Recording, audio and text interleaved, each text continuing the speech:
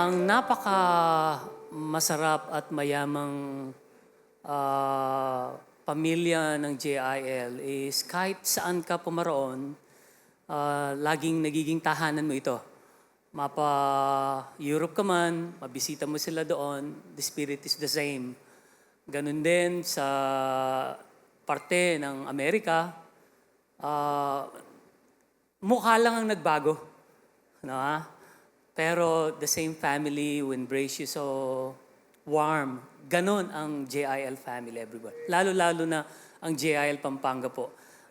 Maraming istorya po akong naibahagi. Istorya ng kagandahan ng loob po ng Diyos sa JIL Pampanga when I was here just less than 3 years. Ano po?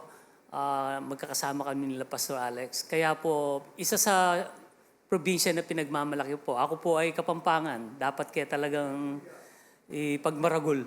Po. Pero may tula ako recently, Pastor, nung umuwi ako ng Pampanga, ang gaganda ng mga tagline sa poste. Kuku. Una, dahil matagal, nakakamiss, ano? Ano nga pala yun, ano? Yung mga ganon, yun nga pala yun, ano? So binabalik ka doon sa mga magagandang mga salita natin. Ako po kasi laki sa Masantol, Pampanga, if you don't mind po. At nag-migrate lang kami sa Manila, doon kami lahat nakapagtapos. Pero hindi nawala yung usaping Kapampangan sa loob po ng tahanan. But anyways, in behalf of me and si May, together with the family na narito po kasama namin sila, si Papa at ganun din yung kanyang kapatid. Salamat po sa pagkakataong makadalaw uli. Ganun din, nagpapasalamat ako, of course, kay Bishop Brother Eddie. Lagi ko ito sinasabi, everybody has a gift, everybody has a calling, but thank God that not everybody has a ministry. And Brother Eddie provided us to us. No? Nagkaroon kami ng pagkakataon dahil we share this vision at nagkaroon kami ng ministry sa awa po ng Diyos through this man, Kuya Ed. And of course, we honor the entire family. Kumari po, samalan niyo ako sa isang maikling panalangin. Dakilang Diyos, maraming salamat sa palaging pagkakataon na may bahagi ang iyong salita. Katulad po ng lagi kong nababanggit, Panginoon, na dito lang kami sa lupa na mayroong pagkakataong pag-aralan ng iyong salita. Sa langit, O Diyos, masasaksiyan na lang namin ang iyong kabutihan. Kaya nasa amin lahat ang mga divine opportunity to know you deeper here on earth. Katulad po ng araw na ito, ng aming pagtatalaga ng oras sa araw ng pagsamba. Kaya nais naming ilagay ka sa sentro ng aming pag-uusap at maluwalhati ka, Panginoon. Sa pangalan ni Jesus, Amen and Amen. Ang araw po ng linggo ay kakaiba dahil from Monday to Saturday is a giving time. Pagpasok mo ng Monday, nagbibigay ka na ng oras mo, ng lakas mo, dahil pumapasok ka sa trabaho. Hanggang Sabado po yan, it's a giving time. Ang Sunday special, ito po ang receiving time. It is the moment that you open your heart and that you may receive from God. Nagpapasalamat din ako kay Pastor Alex dahil pinaanyayaan niya po na yung aming munting tahanan na soon mapagsasaluhan namin ni Sister May in the future. Siya po ang nag-dedicate kahapon. Kaya salamat. Nabanggit ko nga, napaka-busy niya at napakalaki ng activity dito kahapon and yet pinagbigyan niya po ang kanyang kaibigan. Na po, sabi ko nga, kahit si Pastor, tinatawagan ko si Pastor Bonnie, kahit man lang siya na lang dahil because he was so busy and yet siya po ay nagtungo doon para ipanalangin yung aming retirement. Sister May, yung pong wife ko namamangha dahil kumain kami isang araw doon po sa may karindiri malapit sa bahay namin, just for side, story. Laking tuwa po niya dahil 150 pesos, dalawa na kaming kumain. Totoo po yun, wala pong biro yun. At ang sarap. Sabi ko sa kanya, honey, nasa Pampanga ka. Lahat ng mga pagkain dito masasarap kahit karinderya. Kaya laking gulat niya, less than $3.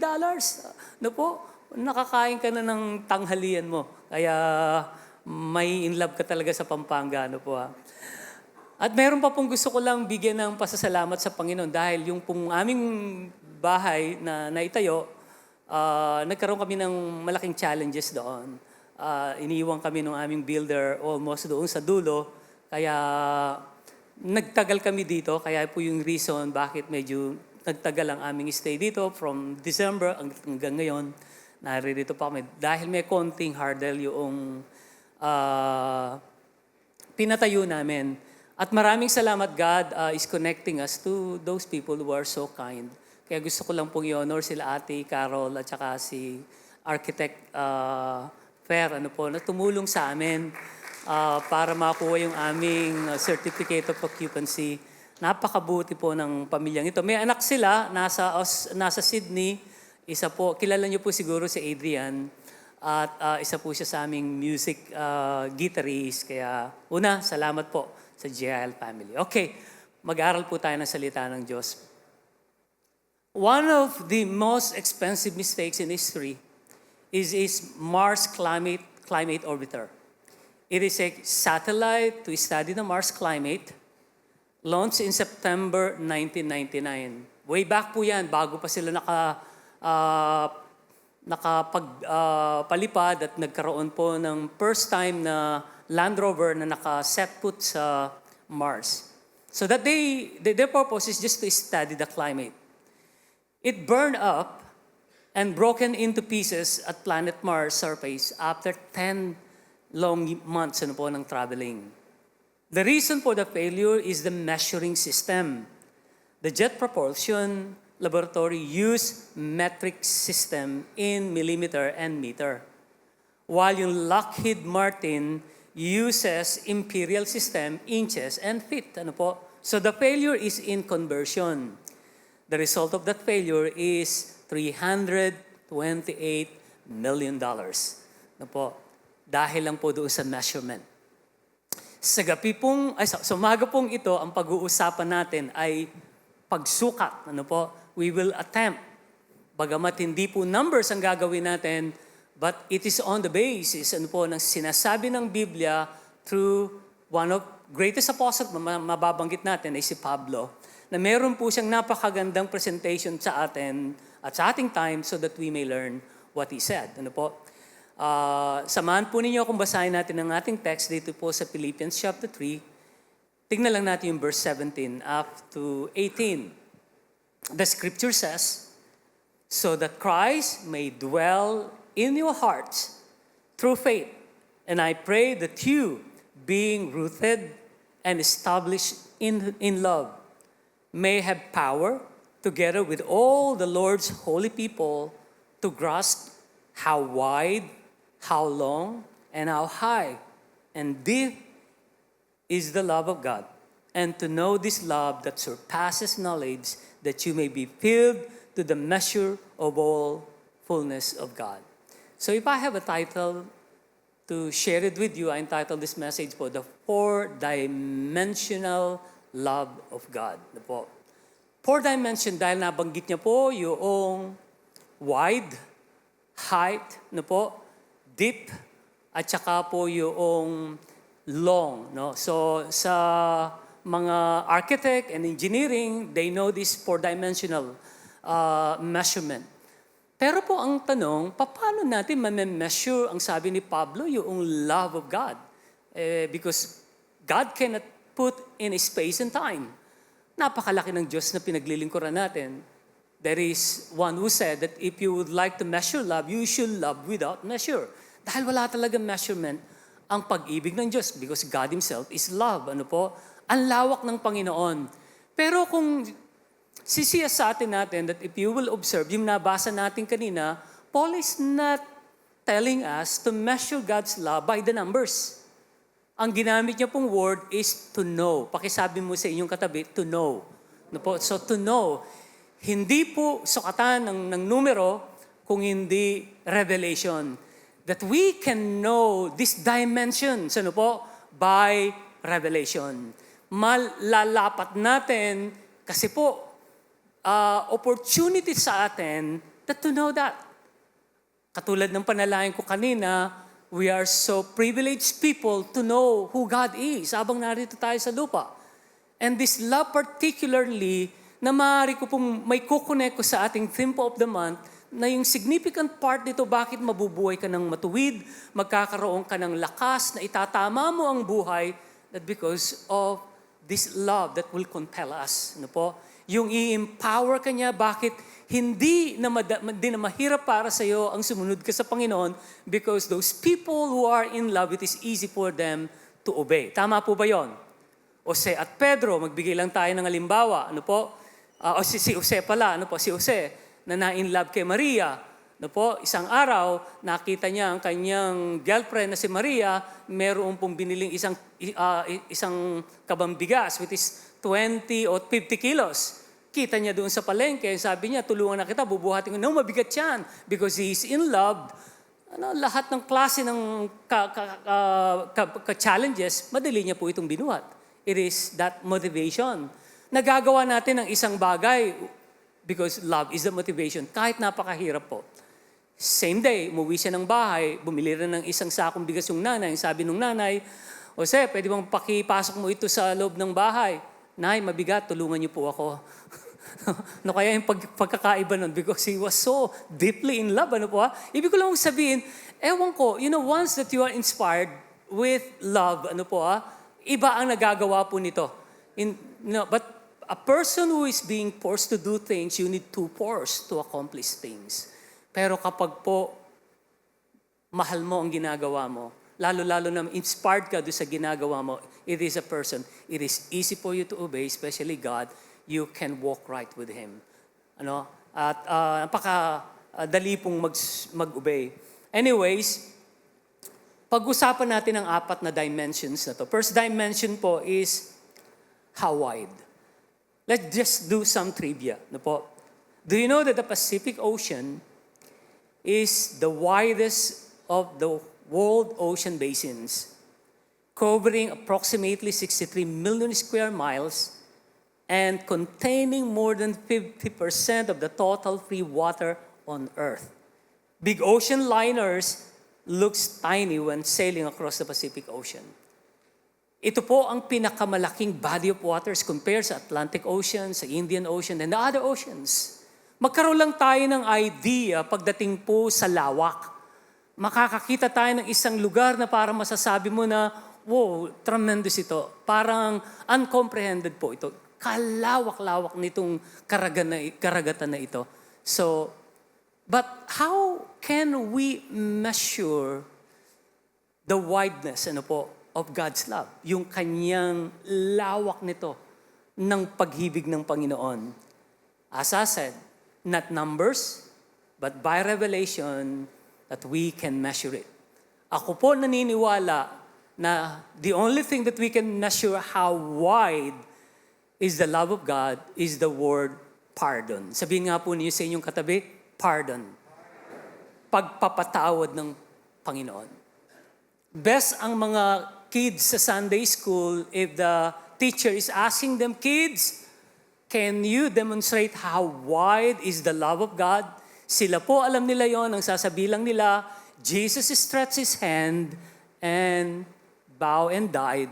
That is how wide is the love of God that when He died.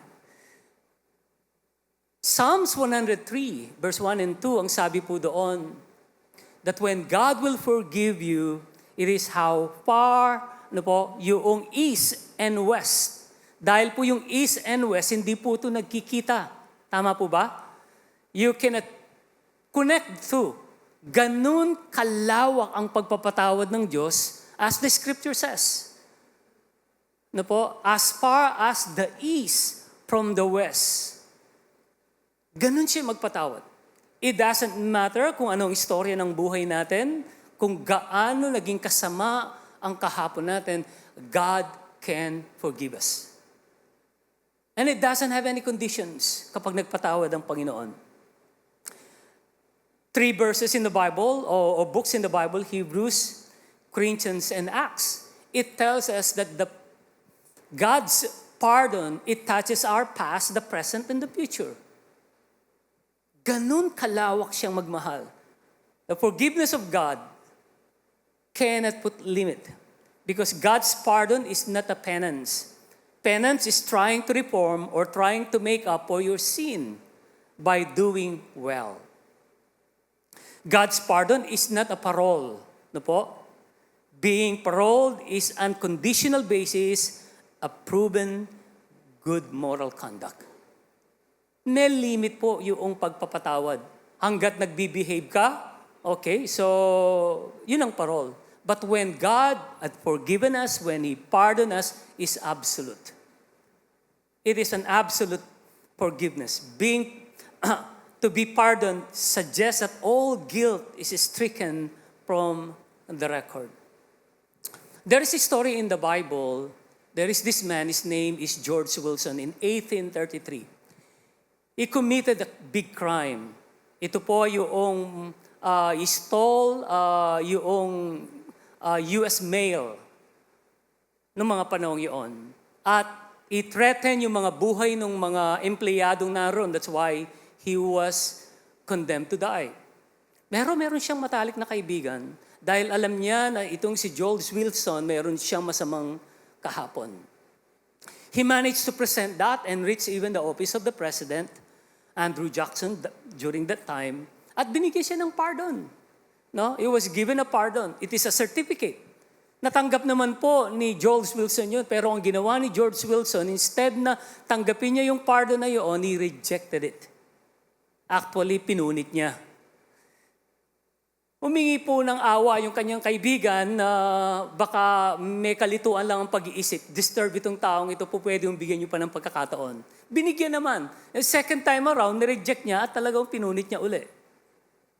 At the end po, si George Wilson namatay. Namatay siya hindi dahil siya ay gumawa siya ng kasalanan sa gobyerno ng Amerika. Namatay siya dahil nireject niya yung pardon ng presidente. Anong ibig ko pong sabihin? Ang mga tao pupunta sa impyerno hindi dahil makasalanan sila. Again, ayoko pong theological aspect yun. Hindi, totoo po, per se tayong lahat nagkasala. Amen po ba? Tayong lahat alam natin yun na nagkasala tayo. But we know also that God had pardoned us through His Son. So therefore, yung tao nakakaalam na nagbigay ang Panginoon ng solusyon sa kasalanan, nung binigay niya ang kanyang kaisa-isang anak, ang tao pupunta sa impyerno hindi dahil makasalanan na siya. Pupunta siya sa impyerno dahil nireject niya yung pardon na inoffer sa kanya ng ating amang nasa langit. And that is the truth of this reality. No po? Na dapat po maintindihan natin ang pagpapatawad ng Panginoon ay absolute. Sino ka man at ano ka man po. Sa history po, may mga nangyayari na minsan ang hirap tanggapin at ang hirap paniwalain. Katulad po nung nabasa ko na yung kanyang anak ni rape at pinatay. This is a true story sa Amerika. And then all of a sudden, yung pong kriminal na born again sa loob po ng bilangguan. At isipin po ninyo yun na pagdating ng panahon, pare-pareho silang magkikita sa langit. Isn't it unfair? Parang tignan mo na, Lord, po pwede bang kami na lang ang mamili kung sino maboborn again? Wag naman, di ba? Wag naman po yung nang argabyado, wag naman po yung ganito na pumatay, na isa po sa henchman ni Hitler na nagtago sa Argentina, na kasangkapan siya doon sa mga Jews na sa Holocaust, na milyon-milyong mga Hudyo ang sinunog, ang pinatay na walang awa. Itong taong ito nagtago sa Argentina that for so long at inabutan po ng Ebanghelyo. Isipin po ninyo nakataas ang kamay at sumasamba sa Panginoon at darating ang araw makakasama noong mga taong ginawa niya ng kasamaan. Imagine that this is how wide yung pagpapatawad ng Panginoon. Ito yung pag-ibig that it defines through pardon. Kasi hindi po pwedeng mamili ang Panginoon eh. He is a Savior of all. Sabihin nga po natin sa ating katabi, He is a Savior of all. Ako rin po ay isa sa number 1 billion na ako yung nagpapasalamat sa Panginoon, napatawad ng Panginoon. I have a bad history. Pero thank God, ang Diyos hindi siya namimili ng kanyang ililigtas. Kaya Savior siya.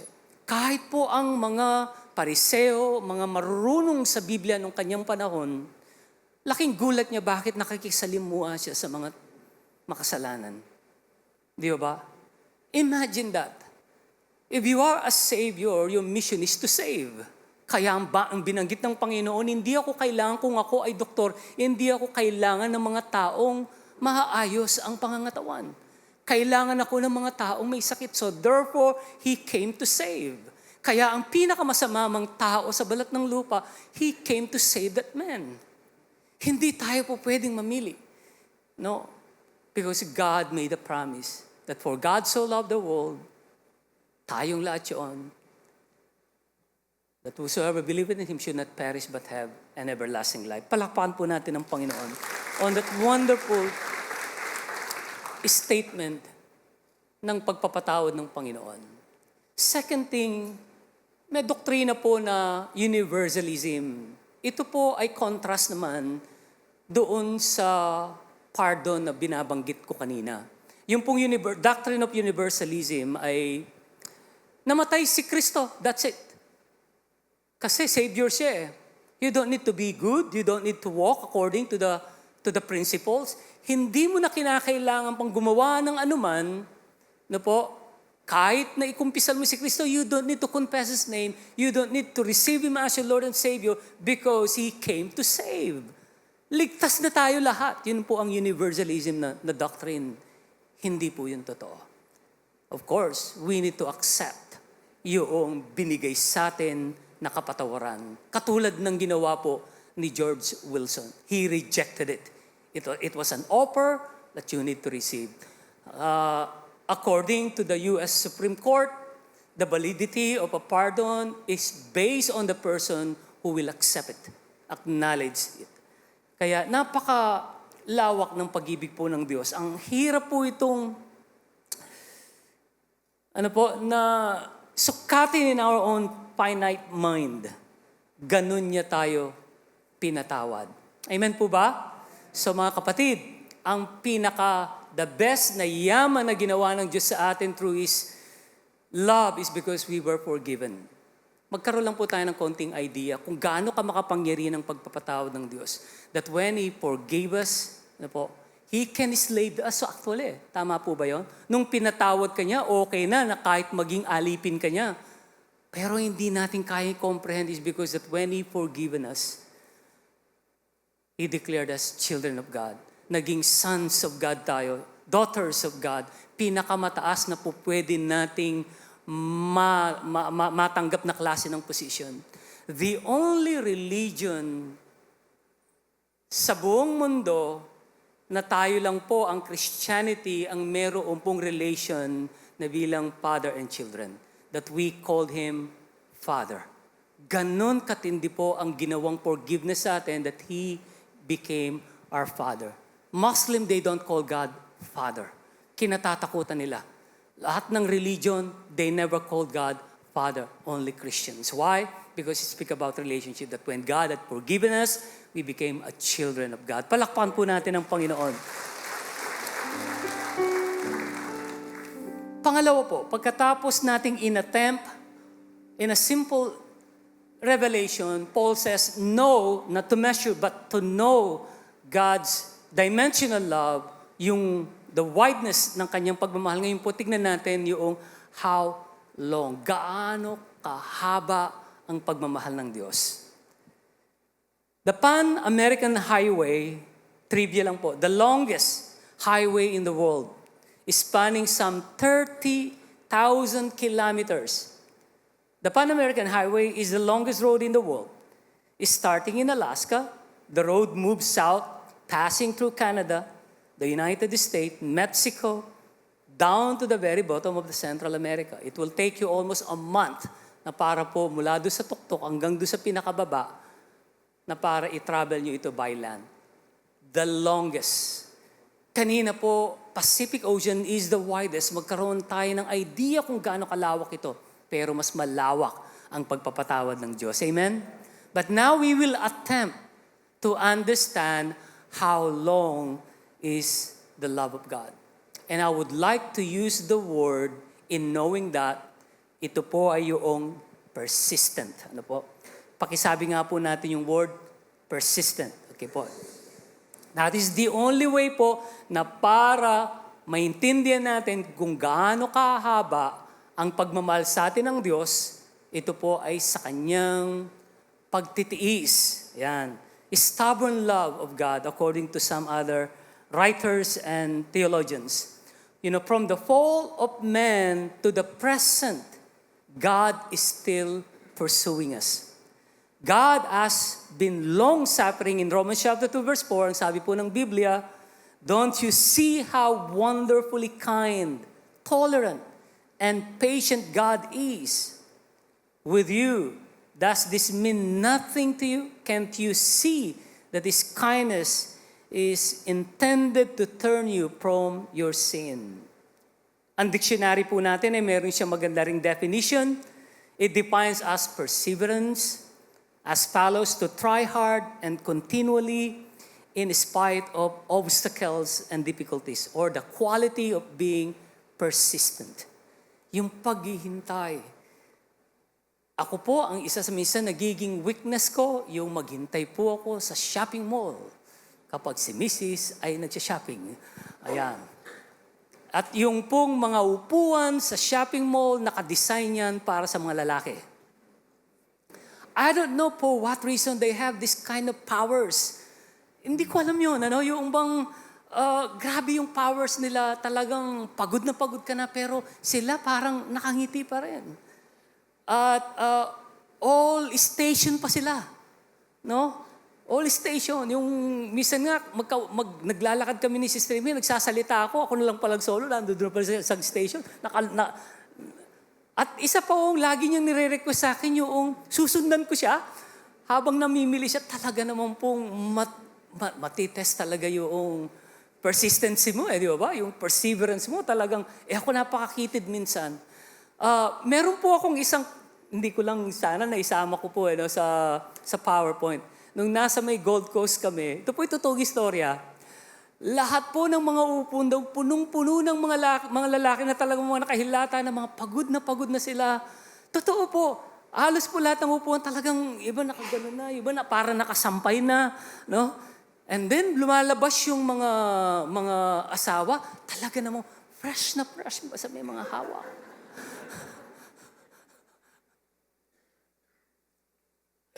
Hindi namin kaya yung kanilang stamina, yung kanilang powers, Totoo po yun. Kasi para kami mga hunter. Mga lalaki kasi were built like a hunter. Tulad ni Esau. Meron siyang target, nakita niya, uhulihin niya, and then iuwi niya. Ang mga babae, hindi. No? For example, ang sabi sa akin ng aking wife, isang araw, honey, wala na tayong milk. Bili ka ng milk. Bumili ako, takbo kagad ako. Milk. Yeah, mission, milk. Pagdating doon, kita si milk. Bili, uwi. May milk kami sa bahay. Sabi niya sa akin, ba't yan lang ang binili mo? Eto ngayon, same story. Honey, wala na tayong milk. A month later yata yan. Honey, wala na tayong milk. Okay, sige, bibili raw siya. Bumili, okay. Pagbalik, 2 oras at kalahati. No, pagbalik, nakalimutan yung milk. Pero ang daming dala. Ang sabi niya, honey, ang daming sales eh. That kind of persistent, In contrast, tayo yung paghihintay, kahirap, pero sila, the way that they enjoy things, grabe rin yung kanilang endurance. But compare that to God, that is just a tiny bit. Hinintay tayo ng Panginoon mula doon sa panahon na nilikha tayo at nagkasala until ngayon. What if God napagod siya maghintay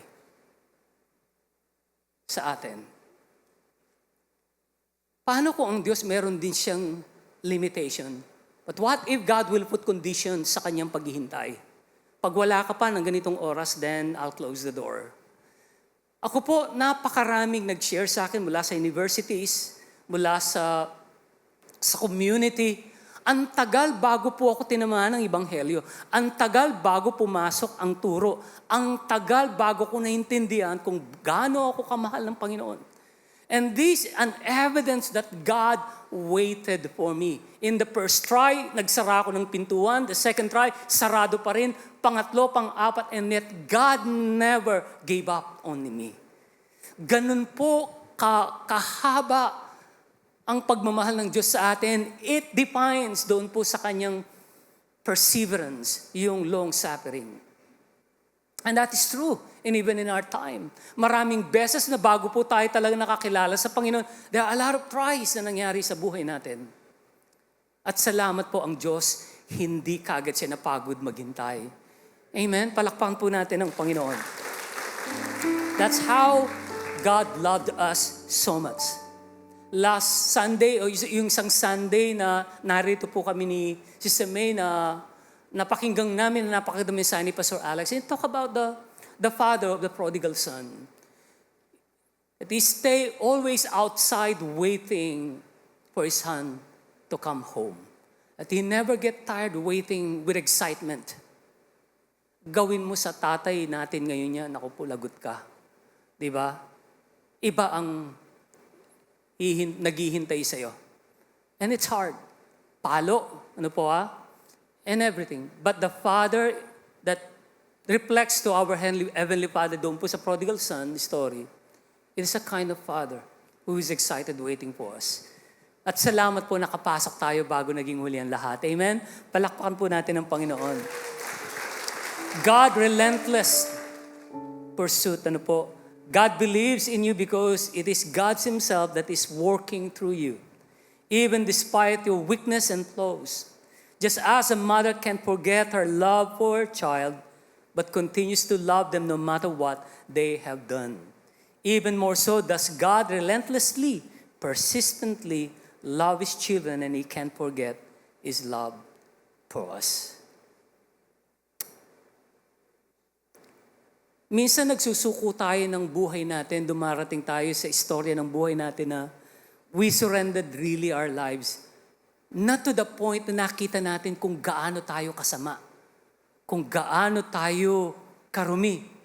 But nagsuko tayo ng buhay natin doon sa sitwasyon na kung gaano tayo minahal ng Diyos. Dumating po ba kayo doon sa tagpo na yun na humihingi ka ng tawad sa Panginoon, hindi lang dahil of course, nagkasala ka, kung hindi higit sa lahat, Lord, nagbibigay ako ng lahat-lahat ko because you love me so much. Ang lalim ng kanyang pagmamahal para sa atin. Ganun po ito kahaba, no? Na hindi po siya napagod. God never replaces us. Hindi po tayo pinalitan ng Panginoon. I always keep on saying this. Natural sa atin ang magpalit ng mga gadget. Tama po ba? Ilang beses na po dito na nagpalit siya ng mga 3 or 4 times sa kanyang mobile phones. Pakitas po ang kamay. Huwag po kayong matakot. Mahiya. Di ba? From 3110, 8210, di ba? Di ba? Yung revolution po ng ating mga mobile phone hanggang naging smartphone niya, never stop replacing it. Better model. Minsan iniisip ko, on the day na nagkasala ang tao, supposedly right there, di ba? Pwede naman tayong i-replace ng Panginoon . He can replace us a better model. But God never crossed to His mind. He never gave up on us. May nagregalo po sa akin ng isang matandang kasing edad na ni Douglas MacArthur na washing machine. At yung pong ilalim niya ay granite. Para po buhatin yun, kinakailangan nyo ng 4 o 5 katao. Isang araw po, mga ilang buwan lang pong napapa-under ko. Nasira po. Nagtumawag po ako ng technician at sabi sa akin ng technician, kakamot-kamot ang ulo, Sir, mas mabuti po na ito ay palitan nyo ng better. Mas makakatipid po kayo at mas maganda pa. Rather than gawin ko ito, una wala ng pyesa, at mapapamahal po kayo. Same thing, di ba? If meron tayong ganun mentalidad, na kapag broken, nire-replace lang natin, kapag luma, pinapalitan natin, but God never did that to you and to me. Paano kung ganun din ang Diyos? Pero hindi. Since the day of creation, creating man, nung nagkasala ang tao, naghintay ang Panginoon, hinayos niya ang buhay natin, nagpadala siya ng tagapagligtas dahil mahal na mahal niya tayo. This is the long suffering of God, or long waiting of God, para sa atin. Palakpakan naman po natin ang Panginoon. God never gave up on us. Third thing po, na susukatin natin not in numbers. Because we cannot put God Himself in time and in space dahil napakalaki ng Diyos, lalo tigit sa lahat ng Kanyang pag-ibig. Now let us attempt to understand how high ang pagmamahal ng Diyos sa atin. How high? Do you know that Mount Everest is the highest point on earth? Its peak is in the Himalaya mountain range. It is located between Nepal and Tibet, an autonomous region of China, at meron po siyang 8,850 meters high o 29,035 feet na kataas.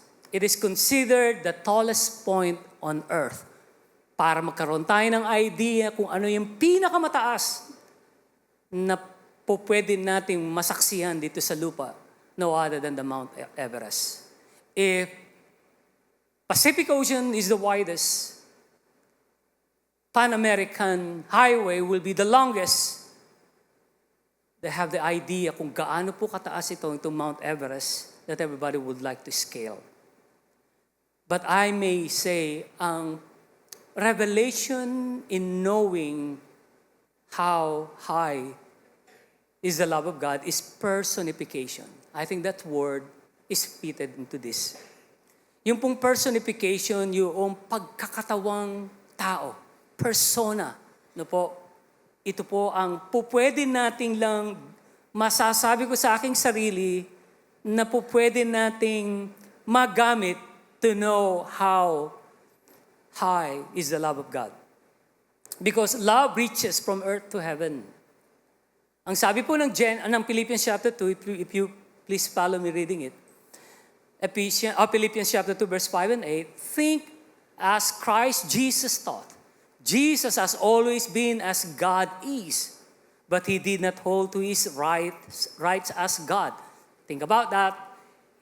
Siya po ay nasa pinakamataas na kinauupuan as being sovereign, God Himself.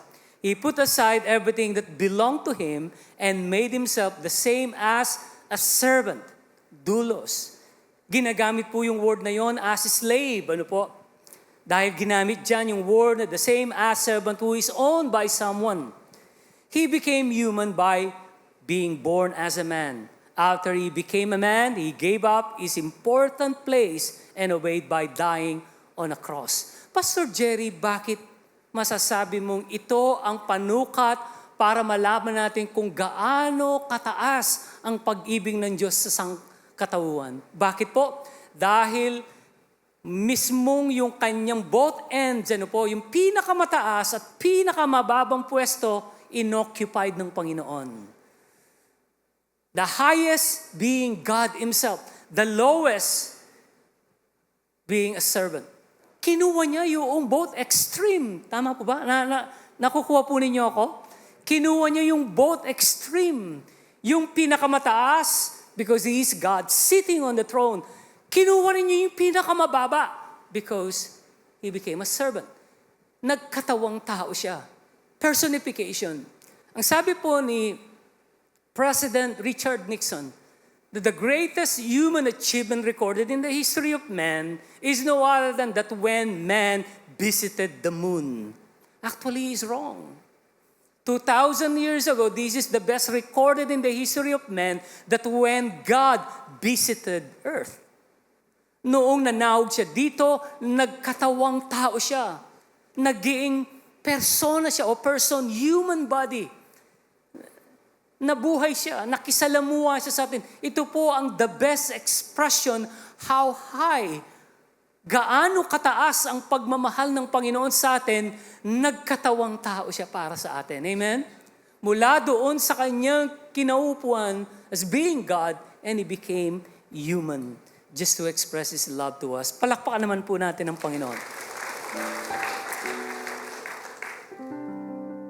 international movie industries, they are trying to capture yung klase ng pag-ibig na may sakripisyo. Katulad po ng City of Angels, Joe Black, saan po. Ito yung mga istorya ng mga anghel.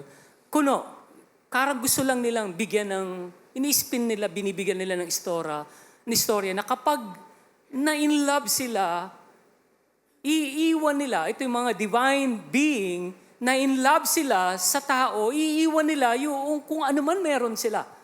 They're trying to create that story. Pero po sa atin, totoo ang istorya. Amen po. Na mismong Diyos natin mismo, nagkatawang tao na buhay para abutin niya tayo at mahalin, mailigtas. That's how long the love of God.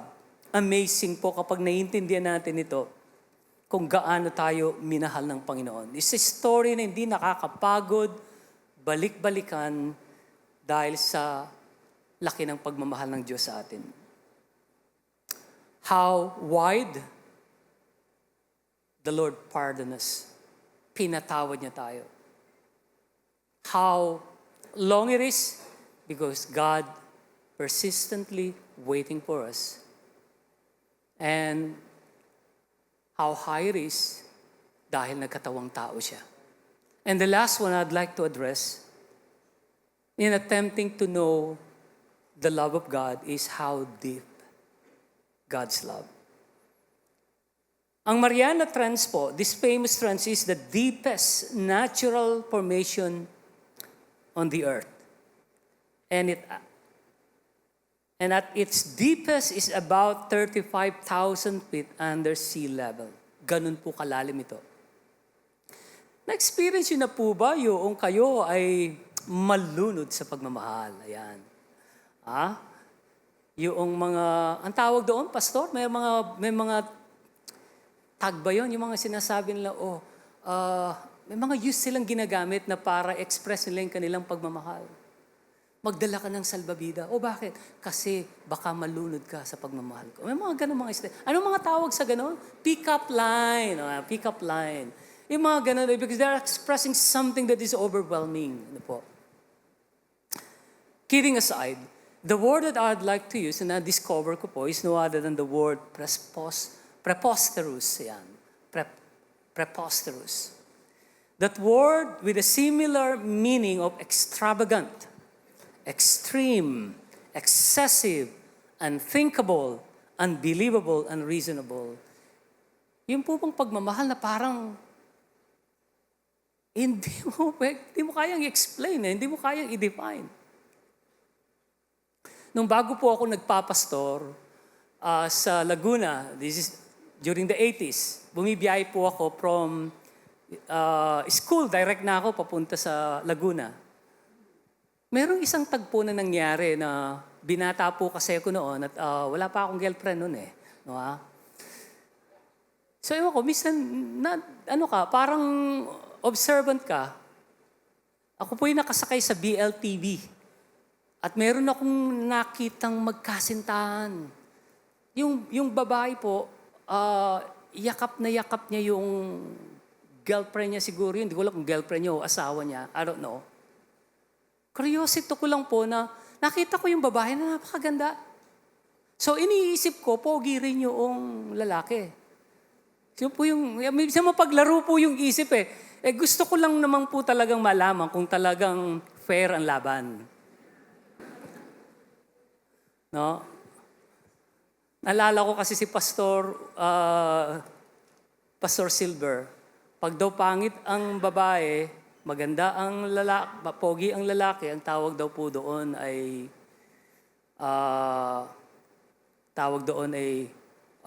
love is blind. Pag daw po maganda ang babae, pangit naman ang lalaki, true love daw po yun. Pero pag daw pong parehong maganda, perfect love daw po yun. Pero pag parehong pangit, according to kumpare kong Pastor Silver, kapwa ko, mahal ko raw po yun. Tawa ako ng tawa sa kanya. But anyways, so ako man po ay nagkaroon ako ng ganung pag-iisip na sana makita ko naman yung lalaki kung okay po. Nagkaroon ako ng pagkakataon, abay talaga nagkaroon ng kinat yung bus. Biglang pumreno yung driver nagkiwalay sila. Sabi ko, Lord, have mercy.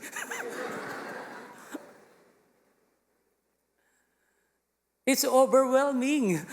Mga term mo na, bakit? Lord, hindi, ganun Pero, is that the way that God when loved us? Unfair.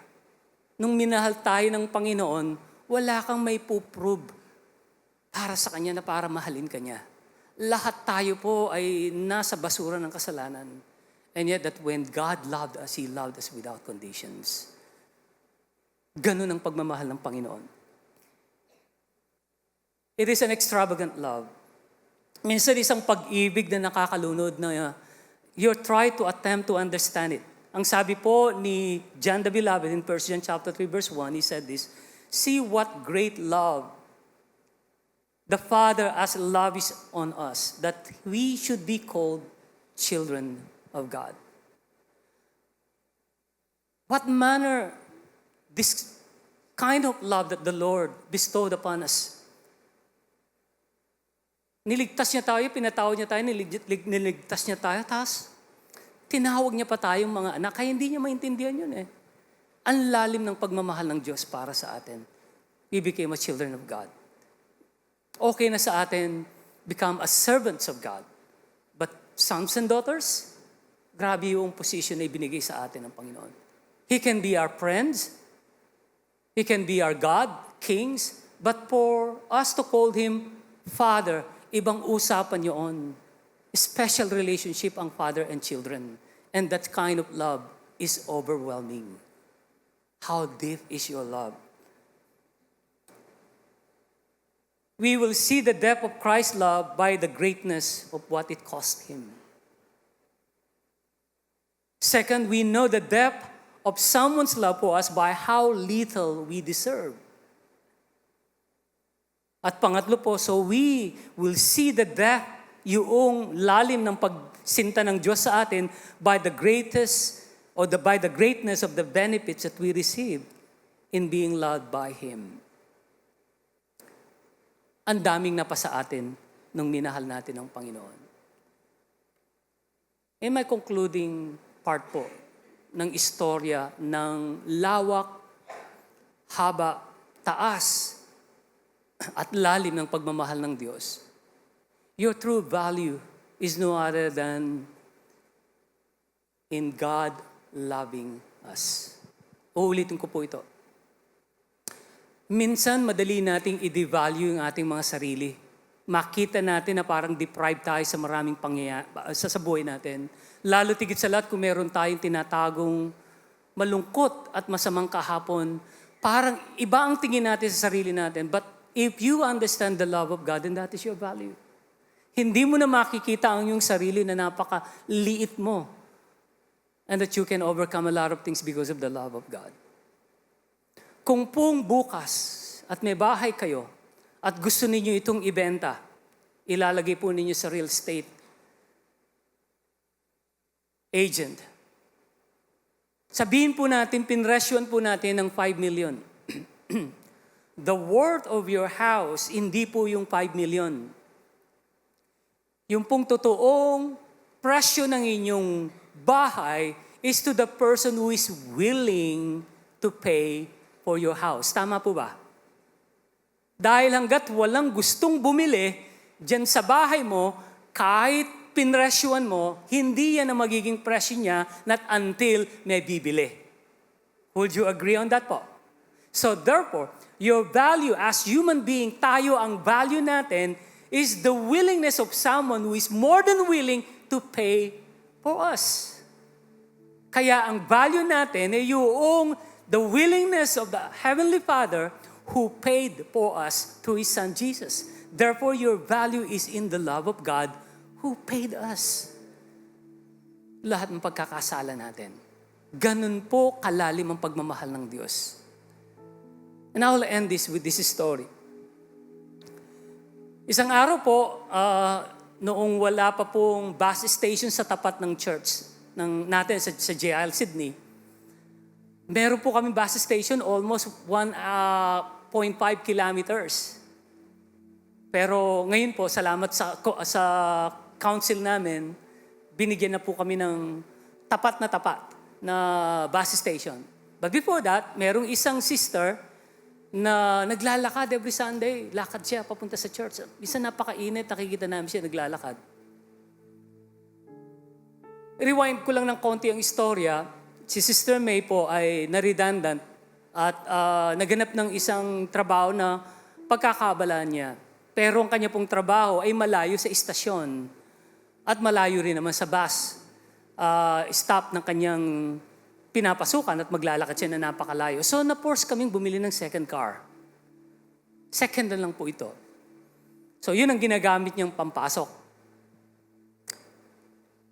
Pero po, sa kabutihan po ng Panginoon, nakakuha siya ng trabaho, bumalik na uli siya sa city, at ang aming pong primary transportation is train, kaya okay na uli siya. So nagtitrain na siya. Hindi na namin masyadong kailangan yung second car namin. So nakita namin itong sister na to na naglalakad. So nagkasundo kami ni Sister May, i-challenge natin yung kapatid. No? Ibigay natin itong kotse sa kanya, kung makapasa siya sa driving test niya at magkaroon siya ng lisensya. So we put condition. So nilapitan namin siya. Sabi namin, kapatid, sige, magkaroon tayo ng agreement. Ibibigay namin itong kotse sa'yo, pero with a condition, magkaroon ka ng lisensya. Alam ko po talaga matatakutin Talagang hirap na hirap mag-drive. Ang iniisip ko talaga, baka hindi talaga makakakuha. No? But anyways, 1 month, 2 months, 3 months, 4 months. Nung ika-4 na buwan po, abay, nakita namin, iba ang kanyang sigla. At ang inarap niya kami doon sa simbahan, ang sabi niya, Pastor, asa na yung susi? Sabi ko, bakit? Nakalimutan ko na 4 months na ako kasi akala ko hindi na makakakuha amin na yung susi. Pinakita niya yung lisensya. Akin na yan, ang sabi niya. Akin na yung car mo. So binigay po namin yung sasakyan sa kanya. And then the Lord gave us such a wonderful depth of revelation. Nung binigay namin yung kotse namin sa kanya, we put condition. But when God gave His Son, He never put condition. Second, nung binigay namin yung kotse namin sa kanya, we gave out of our spare. Yung luma, yung binigay namin. But when God gave His Son, He doesn't have a spare. Ganun kalalim yung pagmamahal ng Panginoon sa atin. Sana po, abang nagtatravel tayo dito sa lupa, wag na lang nating makaligtaan nito, na kung meron man magko-compel sa atin na mabuhay na matuwid, it is because of the love of God. Things will become easier sa atin na gawin din ang mga ipinag-uutos ng Panginoon kapag mahal mo yung nag-uutos para sa'yo. It is easy for you to do. Bakit? It is the love of God who empower you so much. Sana nakita natin ang mga anggulong ito, how we measure it, not in numbers, but through revelation that first God had pardoned us. Even how bad we are, past, our present, and our future, He loved us so much. That is how wide is the love of God. Second, sana wag ninyong makaligtaan na how long it is. God waited for you so long. Persistently. Hanggang ngayon, naghihintay siya sa atin. Minsan nagkakamali tayo and He's still waiting for us. Third thing po, how high it is. Ito po ang pinakamahalaga at mahal na ginawa ng Diyos. Listen please, tignan lang po ninyo ako. It cost God in redemption than creation. Napakamahal po ng redemption because He became man and lived among us. And then the last one, how deep is the love of God? He became a person. Or how deep is the love of God is because of this extravagant love, I should say, na hindi natin kayang arukin. Tumayo po tayong lahat. Sana po nagkaroon tayo ng ganung pananaw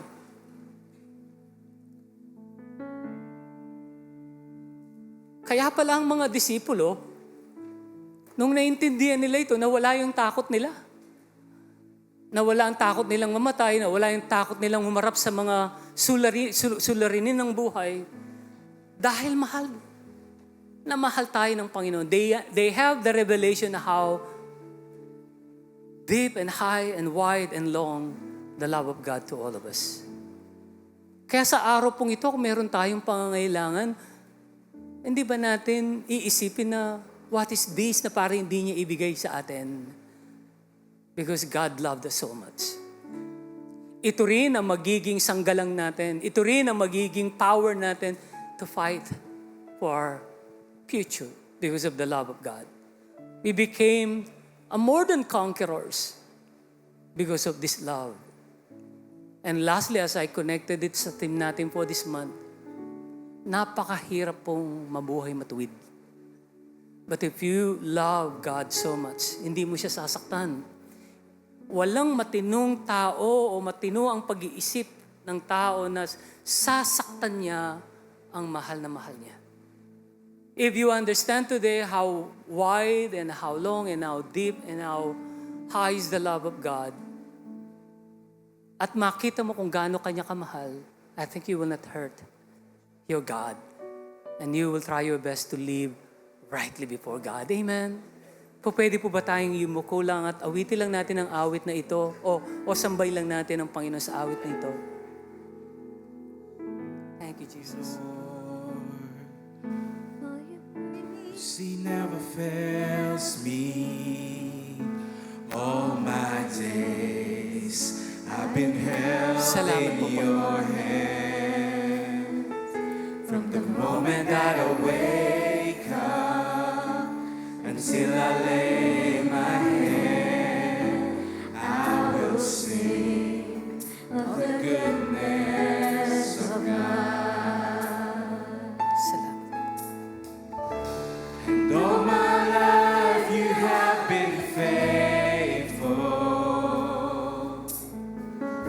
And all my life you have been so, so good.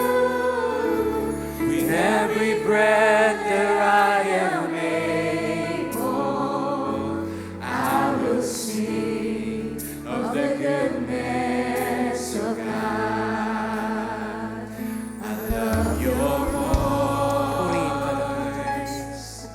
You have led me to the fire. When darkest night, you are close like no other. I've known you as a father.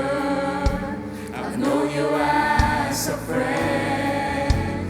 I have lived in the goodness of God. And all my life you have been faithful. And all my life you have been so, so good. With every breath till I am able, I will sing of the goodness of God.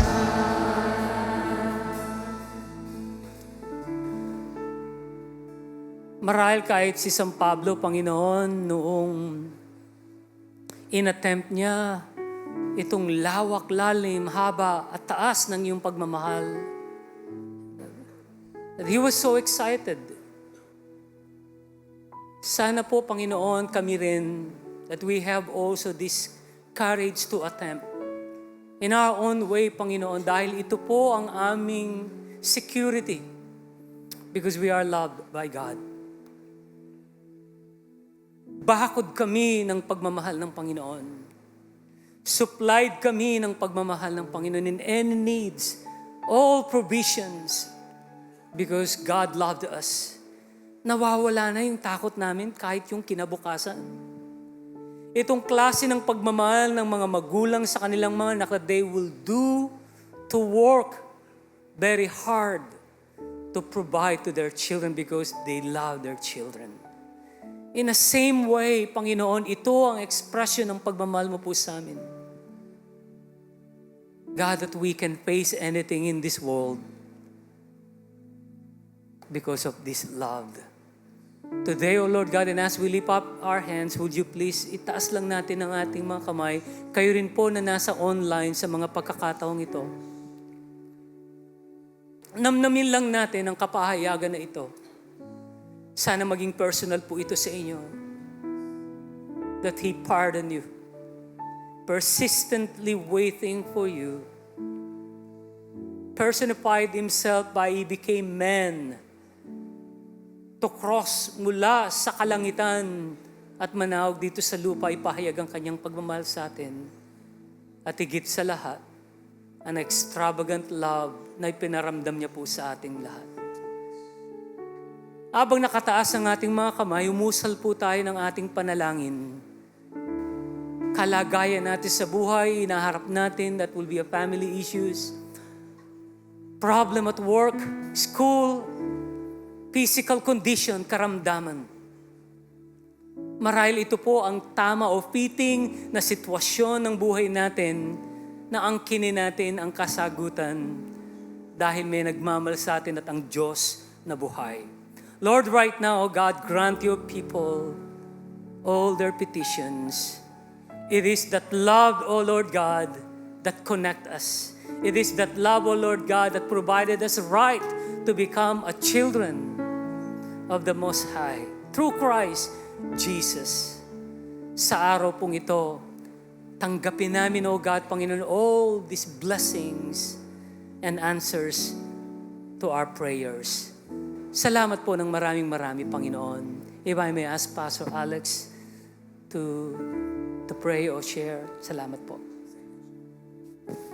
Praise you, Father God. Patuloy po tayo sa diwa ng pagdulog sa presensya po ng ating Panginoon. And we thank God for that very powerful and very comforting message from the Holy Spirit about the revelation of the love of God sa buhay po ng isang tao. Our hearts are focused upon the Lord. The Lord used His servant, our Pastor Jerry, to minister to the congregation ang napakamakapangyarihang pag-ibig ng ating Panginoon. Isa sa kalaban ng tao ay ang condemnation, the feeling of wala nang saysay ang buhay ko. I've failed a lot. I've missed so many times. I've messed up my life. I'm a nobody. I am nothing. And you feel that you're worthless already. Subalit salamat sapagkat ang nagbigay ng saysay sa buhay natin ay ang pag-ibig ng Diyos. In Romans chapter 5 verse 8 it says, "In this the love of God was made manifest. While we were still sinners, Christ died for us." Mahal ka ng Diyos, hindi yung nagbago ka kaya Kanya minahal. Mahal ka ng Diyos, makasalanan pa tayo, minahal na niya tayo. At ang patawad niya ay handa sa sandaling ang isang tao ay tunay na lumapit sa Kanya nang may pagpapakumbaba, tunay na pagsisisi, handa ang patawad ng ating Panginoon. Nakatas ang ating mga kamay sa presensya po ng Diyos. You will notice na habang lumalalim ang ating pagkaunawa by revelation at ang ating karanasan ng pag-ibig ng Diyos by the power of the Holy Spirit, lalong naghihilom ang ating puso, ang ating pong mga buhay. Normal sa tao na dahil sa karupukan ng mundo, the brokenness of this world, masasaktan ka. Some of you came here, you felt rejected. You poured out love into a relationship, but it was not reciprocated. You felt betrayed. Napakasakit nun. Kaya madali sa tao ang mag-harbor ng bitterness at unforgiveness na kapag pinatagal niya'y lumalason sa kanyang buhay. Lumalason sa kanyang pagtanaw sa kanyang sarili. May mga magulang sakit na sakit ang loob sa anak, pinalaki ng maayos ang anak. Subalit kung tratuhin ang anak, ay parang walang kwentang sakripisyo ng magulang. Some of you parents are hurting on the inside. Some of our young people could also be hurting because you felt your dad abandoned you. May favoritism sa bahay. Alam ng Diyos ang limitasyon ng pag-ibig po ng tao. At ang tanging solusyon ay ang hindi masukat na pag-ibig ng ating Panginoon. Nag-strike sa puso nating lahat when we heard those words. It cost God more in redemption than in creation. In creation, God created everything by His power. But in redemption, kinailangang isakripisyo ang kanyang kay sa isang bugtong na anak. Iligtas ka lamang mula sa tiyak na kapahamakan. Kay dakila ng pag-ibig ng Diyos. Our hands are lifted toward the Lord. This is a worship service. This is a gathering of the redeemed people of the Lord. Our hands are lifted to Him. We're gonna sing that song again. All my life, tumugon tayo sa kanyang pag-ibig. And all my life, oh God, we pray. We pray. Palalimin mong unawa.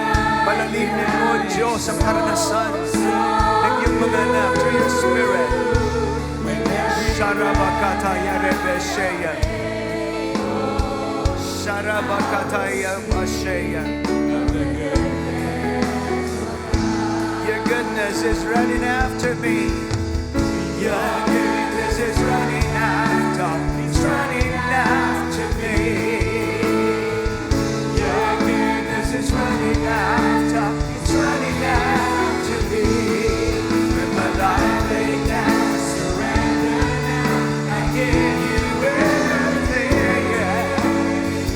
Your goodness is running after. It's running after me. Your hands are lifted to Him all my life. And all my life you have been there. Oh, yes, Lord, in the name of Jesus. And all my life you have been so, so good. With every breath that I am able, I will sing of the goodness of God. Before we pray this prayer, because every worship service is actually an experience of the outpouring of God's love. Madalas masaktan ng tao. Many things can happen in the office. Many things can happen in a relationship. Minsan sa loob ng bahay, napakasaya. Bakit maya-maya nagkakaroon ng misunderstanding? Nagkakaroon ng alitan. And you feel hurt. Habang nabubuhay tayo sa mundong ito, marami pa rin tayong mga karanasang masasaktan tayo. And until people experience the love of God, you cannot be truly healed. God's love has the power to heal. God's love has the power to make you whole again and again and again. God's love has the power to transform your life. Kaya ang gospel ay naipipreach upang ipadama sa tao na ang tao pwedeng lumapit sa Diyos. Hindi mo kailangan mabuhay laging galit. And when you begin to experience the supernatural love of God, the Bible calls it the agape love of God. It is only then that you can operate in the supernatural. That's why the Christian can bless even those who curse them. The Christian can pray for those, even those who persecute them. The Christian can overcome evil with good because you cannot overcome evil with another evil. It is only when we receive the love of God. Pinalalahanan po tayo ng Diyos sa mensahe kanina. Available ang pag-ibig ng Diyos. Available ang kanyang pagpapatawad. Pero hindi ito otomatikong nararanasan. You need to come to the Lord. You need to surrender your life to Him.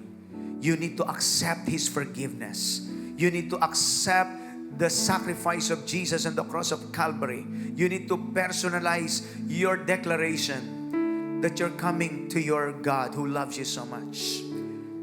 Kaya yung salitang pagmamahal ang ibig sabihin, kung basurang tingin mo sa buhay mo, kapareho ng pamantayan ng mundo, mahal ka ng mundo, tanggap ka ng mundo hanggang may itsura ka, hanggang mayaman ka, hanggang sikat ka, hanggang malakas ka. Pero kapag inubos na ang iyong lakas, pinagsawaan ka ng mundo, itatapong kang parang basura at walang saysay.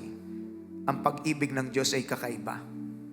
Kahit ang mundo'y itinapong ka, sa mata ng Diyos, mata ng awa ng Diyos, maganda ka pa rin. May halaga pa rin ang buhay mo. May magandang plano pa rin siya para sa iyo.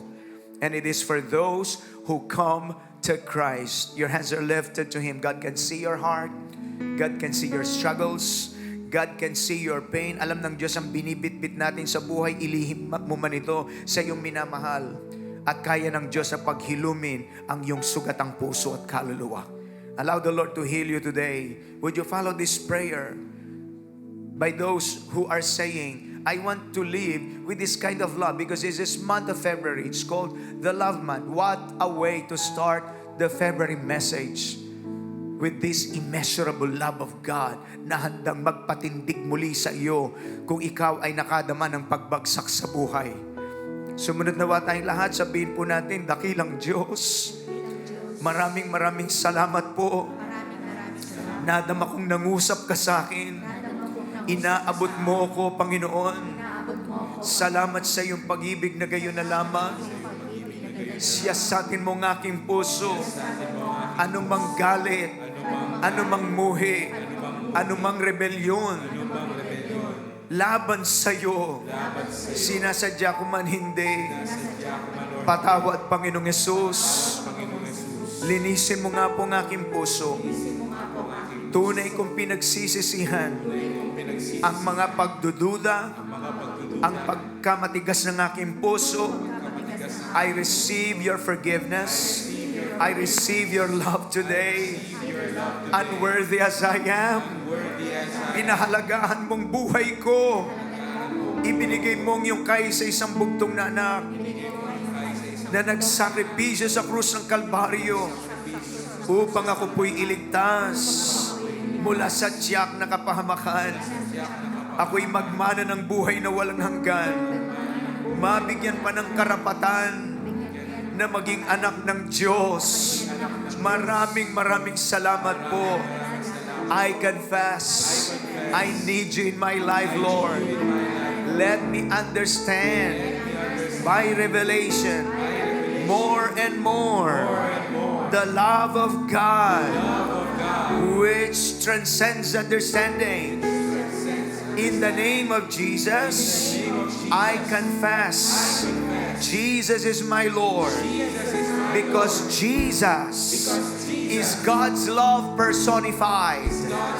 Receiving Jesus is receiving God's love. In the name of Jesus, I claim my forgiveness. I claim my redemption. I claim my healing. In Jesus' mighty name. Amen. Let me just be the one to pray for you. Please be in the spirit of prayer. Habang ako po'y nananalangin, anuman ang bagabag sa iyong puso or any challenges that you're facing right now, the Bible said in Romans chapter 8 verse 32, kung nagawa ng Diyos na hindi niya ipinagkait ang kanyang kaisa-isang bugtong na anak, hindi rin niya ipagkakait ang anumang bagay na kakailanganin mo sa buhay. Ito'y dahil sa pag-ibig ng ating Panginoon. As I pray for your needs, lift to God that specific burden in your heart. Kung meron ka sakit, may karamdaman, may hamon ka sa buhay, God loves you so much. And the Bible says, you can become more than a conqueror through Christ who loves you. Hallelujah. Come on, open your mouth. And if you can pray in tongues, pray in the Spirit. Lift your prayers to the Lord as I minister to you. Dakilang Diyos, sa pangalan ni Jesus, habang dumadalangin ang bawat isa sa anumang spesipikong sitwasyong gumagambala sa kanilang mga puso, sa pangalan ni Jesus, we rebuke every demonic lies of the enemy. We rebuke the spirit of condemnation. Pagtanaw sa sarili na walang saysay, these are all lies of the enemy. We cancel them in the name of Jesus. Come on, open your mouth. Fight the good fight of faith now as I minister to you in Jesus' mighty name. Those, Lord, who came na may sakit, may karamdaman, idaloy mo nga po ang himala ng iyong kagalingan, sapagkat sa mga latay mo sa krus ng Kalbaryo, tinaglay mo sa iyong katawan, kami ay nais mong magsigaling sa pangalan ni Jesus. Come on, this is miracle time. Open your mouth and exercise your faith in the name of Jesus. Shadabakataya. Sharebededeyarabaladasaya. Shadebededeya. Kumikilos po ang precious Holy Spirit in all of our worship services. God promised that whenever 2 or 3 are gathering together in His name, He is in the midst of them. Come on, exercise your faith. Connect in the supernatural. Connect in the supernatural. Receive your healing. Receive in the name of Jesus healing of relationships, healing to your body, healing to your damaged soul, healing to your wounded heart. In the name of Jesus. Sabababakataya. Ikaparedededebasataya. Sa pangalan ni Jesus, sa pangalan ni Jesus.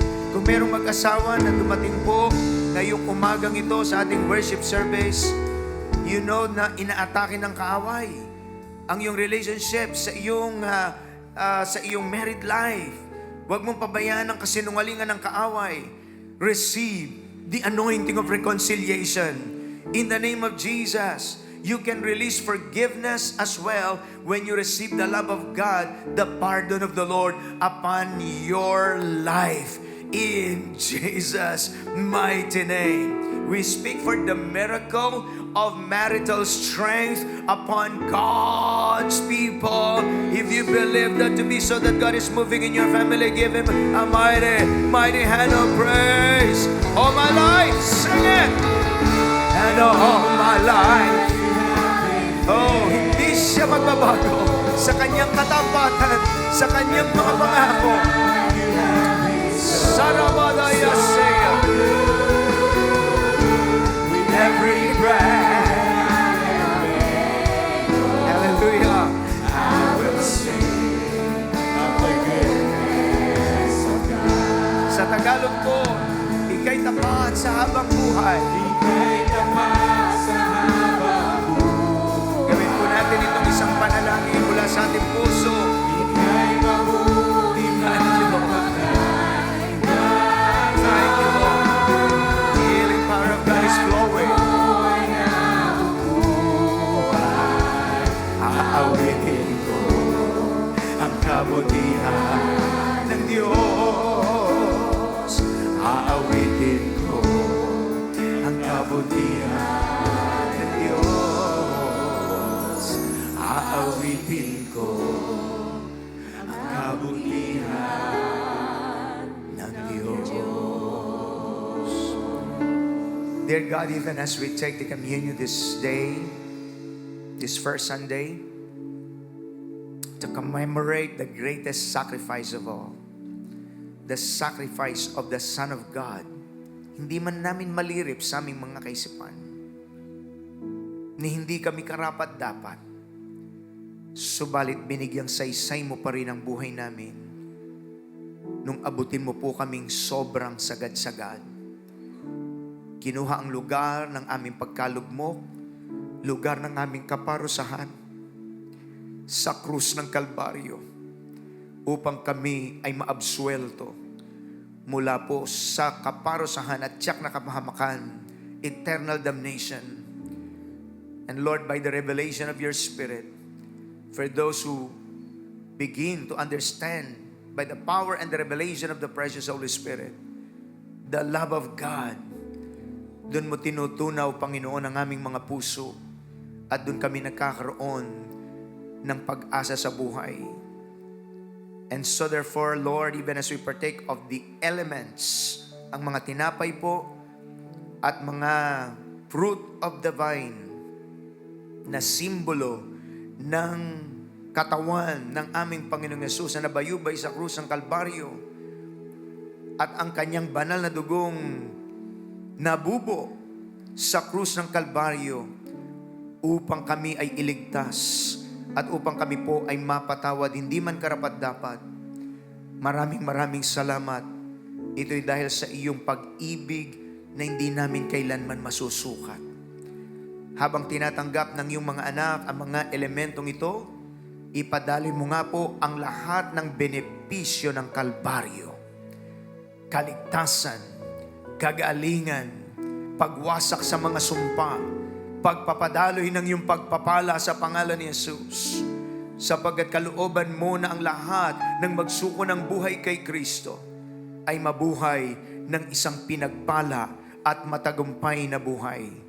You said that, Lord, in Romans 8:37, we become more than conquerors through Christ who loves us. Hallelujah.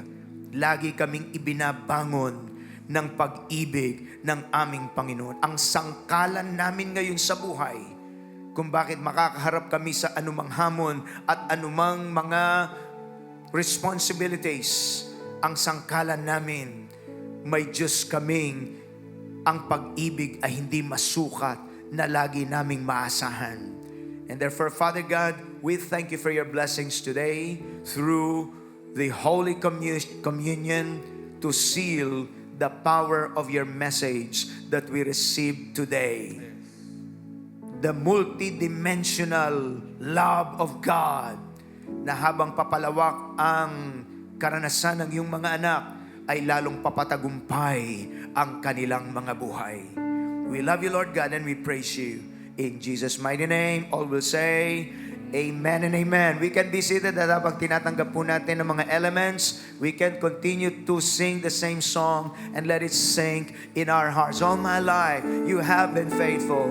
All my life, you have been faithful. Yes, Lord.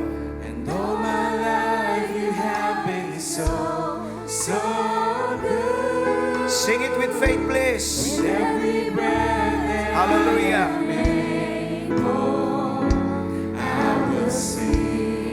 of the goodness of God. Your goodness is running after me. Your goodness is running after. He's running after me. Naasisense ko lang po, maagos ang napakalakas. Ang anointing ng Panginoon, ang kanyang pag-ibig. When my life laid down, surrender now, I give you everything. Your goodness is running after, it's running after me. Ika'y tapat sa habang buhay. Ika'y tapat sa habang buhay. Ika'y mabuti magpatay na Yes, Lord. Thank you, Lord Jesus. Shandalabakataya. Thank you, Lord Jesus. Awitin ko ang kabutihan ng Diyos. Kailan may di magbabago ang kabutihan mo. Kailan may di magbabago ang kabutihan mo. Kung buhay ko'y iaalay ko lahat para sa'yo. Kailan may di magbabago ang kabutihan mo. Ika'y tapat. Ika'y tapat sa habang buhay. I know you can sense His love embracing us this morning. Ika'y mabuti magpatay Thank you, Lord. hanggat ako ay nabubuhay. Awitin ko ang kabutihan ng Diyos. Tingin po tayo sandali sa harapan before we take the communion.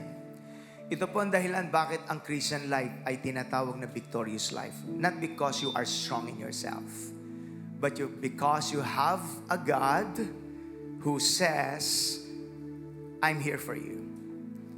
Bakit gagawin ng Diyos yun? Not because we are worthy, but because that's who He is. He is a God of love. It doesn't mean that you will abuse the love of God kasi yung pong mga lumalalim sa pag-ibig ng Diyos, ang sangkalan mo sa paglaban sa kasalanan ay dahil mismong mahal ka niya. Sa John chapter 8 verse 11, the woman caught in adultery, lahat hinatulan siya. Pero ang Lord Jesus, neither do I condemn you. Go, ano pong kasunod? And sin no more. Yung mga tunay pong nakaunawa sa pag-ibig ng Diyos, hindi ka na mananatili sa kasalanan. May lakas ka upang mabuhay ng kalugod-lugod sa Diyos. Because you've never felt and experienced such kind of love all your life. That you were accepted, at kung sakali magkamali ka, huwag ka lang manadya, andyan pa rin ang Diyos, handa ang patawad niya sa iyo. Magtatagumpay ka talaga sa buhay. So, that is why the Lord said in His Word, whenever we take the Holy Communion, bandang dulong sabi niya, do this in remembrance of me. Hindi niya sinabing, remember your failures or remember your kapalpakan. Ang sabi niya, remember what I've done for you because I love you. Do this in remembrance of me. Every time na dadapo ang kondemnasyon at kawalang pag-asa, always remember, mahal ako ng Diyos. Hindi ako pababayaan ng Panginoon. Doon po makakalaban tayo sa buhay.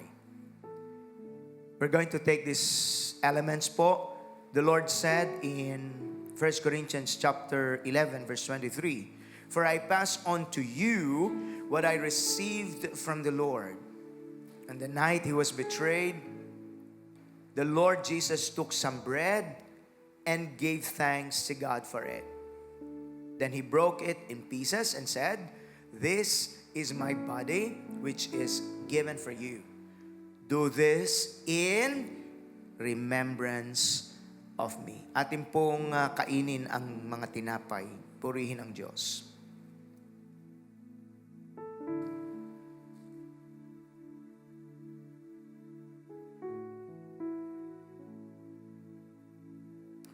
Pagkatapos po nating tanggapin ang mga tinapay na simbolo po ng kanyang katawang nabayubay sa krus ng Kalbaryo, itaas din natin sa Panginoon ang mga saro.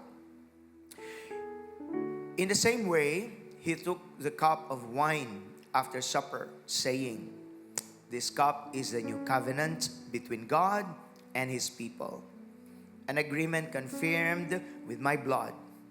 Do this in remembrance of me, as often as you drink it. So the reference point is always the sacrifice of the Lord Jesus. Kapag naalala mo, may Diyos na nagmahal sa iyo, na ibigay ang buhay niya para sa iyo,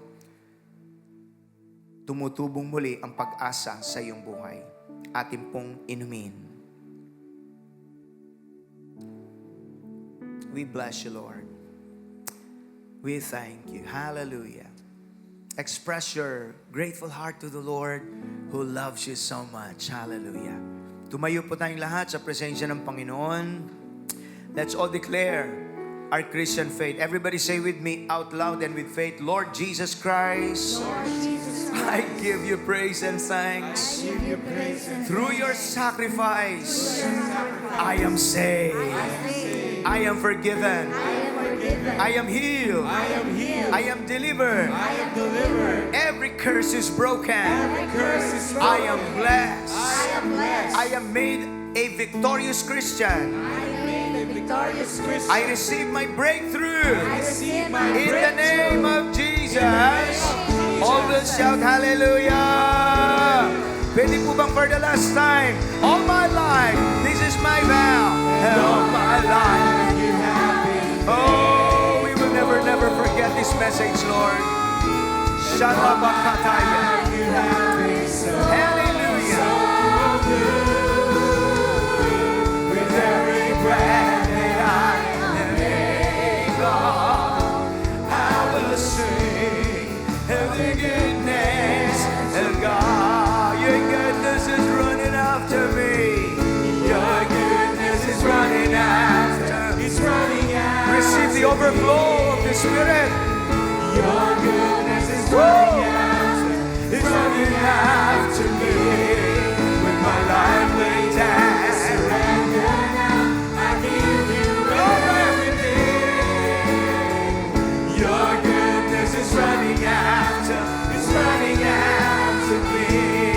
my life. All my life you have been faithful. Oh, yes, Lord. Thank you for the anointing of revival, renewal. And all my life you have been so good. With every breath that I am able, I will sing of the goodness Of God, I will sing. I will sing of the goodness of God. I will sing Of the goodness of God. We love you so much, Lord. We love you so much, Lord Jesus. How many of you were blessed and revived this morning? Woo! Pastor, anong patunay na ako'y magtatagumpay? That's the message. Magtatagumpay ka dahil mahal na mahal ka ng Diyos. Purihin ang Panginoon. What a powerful way to start the series for this month of February. Ang tao kapag ginamit niyang pamantayan ng mundo, lagi siyang mapoprostrate. Pero kapag naunawaan mo itong ganitong paraan at pamantayan ng Panginoon, babangon at babangon ka dahil sa kapangyarihan ng Diyos. I really would want us to read Romans 5:5 because this should not just be a Sunday experience. This should be a daily experience. Yung bang napupuspos ang puso mo ng hindi ngit-ngit, hindi galit, hindi yung lagi kang... Alam nyo, kaya marami na hindi ma-enjoy ang buhay eh. Hindi nila na-experience ang love of God. O kaya yung iba naririnig, pero teorya sa kanila. Hindi karanasan. But the Bible is teaching us how to experience the love of God every day. Look at this. Romans 5:5. Everybody read. And this hope will not lead to disappointment.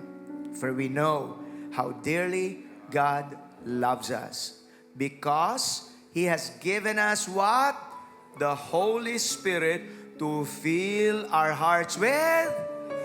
So how are we going to be filled with God's love? Through the Holy Spirit. So the key is, every day, be filled with the Holy Spirit. At may mga pathways to be filled by the Holy Spirit. Kasama dyan yung mga spiritual disciplines.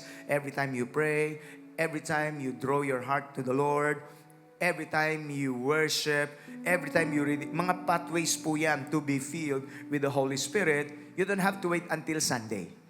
Every day, we can be filled with the love of God when we are filled with the Holy Spirit. Amen and amen.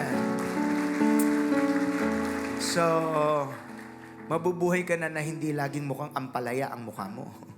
Mabubuhay kang parang mansanas ka. Bakit? Kasi mansanas pag tinignan mo parang nakangiti. Ang ampalaya, masarap yan. Walang problema. Kain tayo niyan. Di ko lang sabihin yun, laging nakalukot ang mukha mo. Kasi nga, na-express kung ano nasa puso mo eh. This month of February, our prayer, God would increase the love quotient in our hearts, in our lives, and in our relationships. How many of you are excited? Palapakan po natin ang Panginoon. Lift your hands for the final pastoral benediction. Lord, with all of the prayer petitions sa aming prayer request box, it is still because of your love that you're answering our prayers. Not because we deserve them, but because you're simply a merciful God to those who declare their trust and complete dependence to you. Ikinikilos mo po ang iyong kapangyarihan.